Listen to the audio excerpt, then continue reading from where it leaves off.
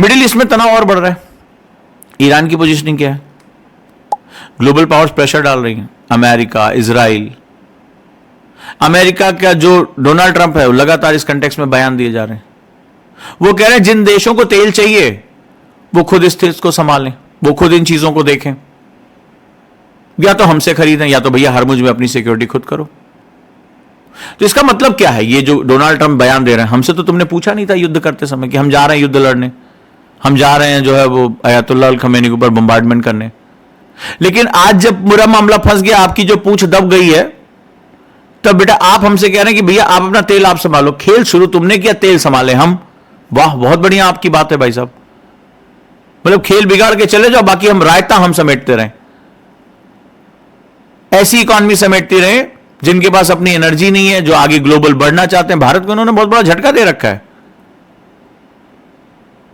तो यह भी हो सकता है कि आने वाले समय में एक एंगल और भी है। ये जो सारा बवाल हो रहा है ना, ये जो ग्लोबल सिक्योरिटी रिस्पॉन्सिबिलिटी जो दादा थे रशिया, अमेरिका, अब ये हटेगा, यहां से टूटेगा और रीजनल यानी जो क्षेत्रीय प्लेयर्स हैं इन पे शिफ्ट हो जाएगा। अब ये पूरे दुनिया की रक्षा नहीं कर पा रहे हैं। भाई अमेरिका कहां अपने अलाइज की रक्षा कर पा रहा है मिडिल ईस्ट में?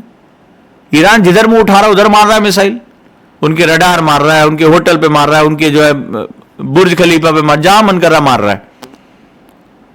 इसका मतलब अब क्षेत्रीय शक्तियों को बड़ी शक्तियों पे डिपेंडेंट रहने की जरूरत नहीं है। अब उन्हें अब भैया बोले अपना इज्जत अपने हाथ, खत्म हो गई बात। और भारत के लिए बहुत स्ट्रेटेजिक सवाल है, भैया भारत ऑयल कब तक इंपोर्ट करेगा? कल को फिर कोई बवाली खड़ा हो जाएगा, कल हूती आएंगे, कहीं और जाके खड़े हो जाएंगे। भारत ने समय से फैसले लिए थे, अपनी एनर्जी सिक्योरिटी को डाइवर्सिफाई करना शुरू कर दिया था उसने, लेकिन लंबे समय तक हम डिपेंडेंट रहे। अब जरा ध्यान से समझना, एनर्जी सिक्योरिटी के 3 पिलर होते हैं। यह सिर्फ ये नहीं कि तेल आ गया, बहुत ध्यान से, अवेलेबिलिटी, उपलब्ध है कि नहीं ऑयल, गैस, एफोर्डेबिलिटी, आ गया हम खरीद पाएंगे कि नहीं खरीद पाएंगे। आज वायुयान से उड़ना बहुत मुश्किल, क्यों? एयर ट्रैफिक फ्यूल दाम बढ़ गया।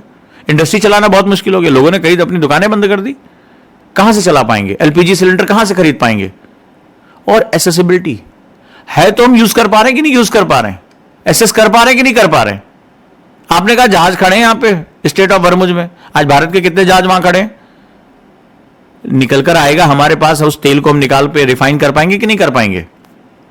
अब हरमुज स्ट्रेट इन तीनों को सीधे प्रभावित करता है, ये तीनों के साथ, इसीलिए बहुत कॉम्प्लेक्स है। अब सवाल है कि भारत क्या कर रहा है, भारत को क्या करना चाहिए। भारत ने स्ट्रैटेजिक पेट्रोलियम रिजर्व बना लिए थे कि भैया हम इतने समय का तेल बचा के रखें। धीरे धीरे वो क्षमता बढ़ाने लगा था, बहुत बढ़ाने लगा था, कई देशों से मंगा लिया था। भारत ने रिन्यूएबल एनर्जी पे बहुत प्रेशर देना शुरू कर दिया था। ऑयल इंपोर्ट भी आपने देखा, अमेरिका ने कितना दबाव बढ़ा, हम रशिया से भी मंगा रहे हैं, अन्य देशों से भी मंगा रहे हैं। लेकिन ये चीजें अभी 5 साल और चलनी थी। 5 साल में वो कॉम्प्लेक्स वेब हम क्रिएट कर पाए। रिन्यूएबल एनर्जी सरकार बहुत कोशिश कर रही है, सूर्य घर योजना, तमाम तरह की योजनाएं। हम ईवी पे जा रहे थे, वहां पर लिथियम का supply chain, China rare earth metal बेटा हम कर रहे थे, हम सेमीकंडक्टर भी बना रहे थे, हम कर रहे थे। लेकिन ये 5 साल हमें और चाहिए था, मिनिमम 5 साल और चाहिए था। हम रिन्यूएबल को बढ़ा ले जाते, हम ईवी पे डिपेंडेंट हो जाते, ऑयल इंपोर्ट को या तो हम कम करते या डाइवर्सिफाई करते, कहीं ना कहीं से कोई ना कोई तरीका निकालते। लेकिन बहुत पहले ये चीजें हो गई और एक राष्ट्र को जो अपना इंफ्रास्ट्रक्चर बनाने के लिए जो समय मिलना चाहिए था वो नहीं मिला। अब डिबेट शुरू होती है, कुछ लोग कहते हैं भारत सही दिशा में जा रहा है, कुछ लोग कह रहे हैं यार इंपोर्ट डिपेंडेंसी इतनी ज्यादा है, जब तक ये ज्यादा रहेगी तब तक वल्नरेबिलिटी बनी रहेगी, यानी कहीं भी कुछ उत्पाद होगा हमारे माथे पे पसीना आ जाएगा। तो इस पूरी कहानी में यानी हरमुज स्ट्रेट एक ग्लोबल चोक पॉइंट है, ऑयल चोक पॉइंट है। ईरान जो स्ट्रेटेजिक इंफ्लुएंस क्रिएट करना चाहता है, रणनीतिक रूप से ताकतवर बनना चाहता है। भारत जो बहुत डिपेंडेंट है इन सब चीजों में। रिस्क है प्राइस शॉक का, रिस्क है सप्लाई चेन के टूट जाने का।